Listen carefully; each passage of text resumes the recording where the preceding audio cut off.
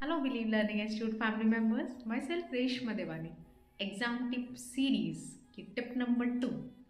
जब भी हम एग्ज़ाम्स में लिख रहे हैं, जैसे कोई जो भी क्वेश्चन आपने उठाया, जैसे शॉर्ट आंसर है या लॉन्ग आंसर है, उसमें आप हाईलाइटिंग कीजिए। What is called highlighting?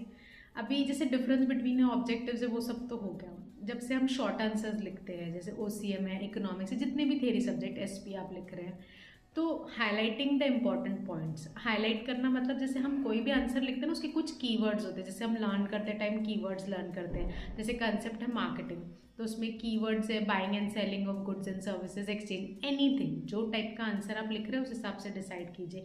तो उसमें कुछ कीवर्ड्स होते हैं, 3-4 अंडरलाइन करिए, उसमें बॉक्स बनाइए।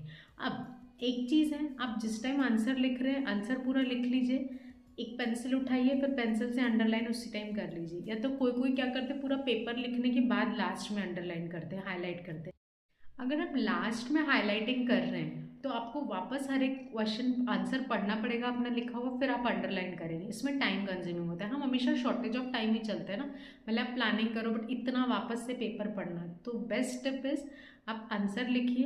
पूरे आंसर्स को हाईलाइट करने की ज़रूरत नहीं है, बट करिए हाईलाइट। जो भी, जैसे सपोज आप 4 मार्क के 4 आंसर अटेम्प्ट कर रहे हैं, एग्जाम्पल दे रहे हैं, तो उसमें से 2 को एटलीस्ट हाईलाइट किया। हर आंसर में कुछ कुछ हाईलाइट करें तो बहुत अच्छी बात।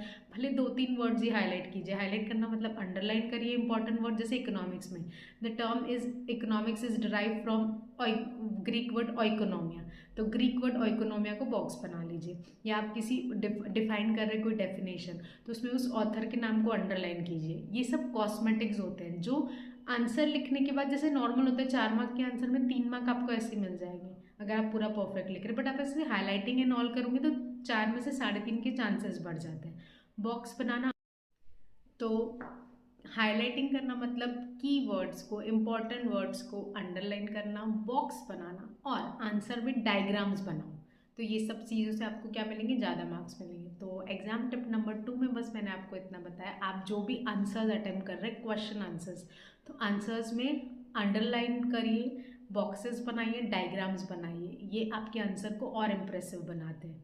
Thank you. वैसे वीडियो अपलोड किया हुआ है, आप देख सकते हैं how to write an answer, types of diagrams and all सब चीज़ें उसमें है। Thank you.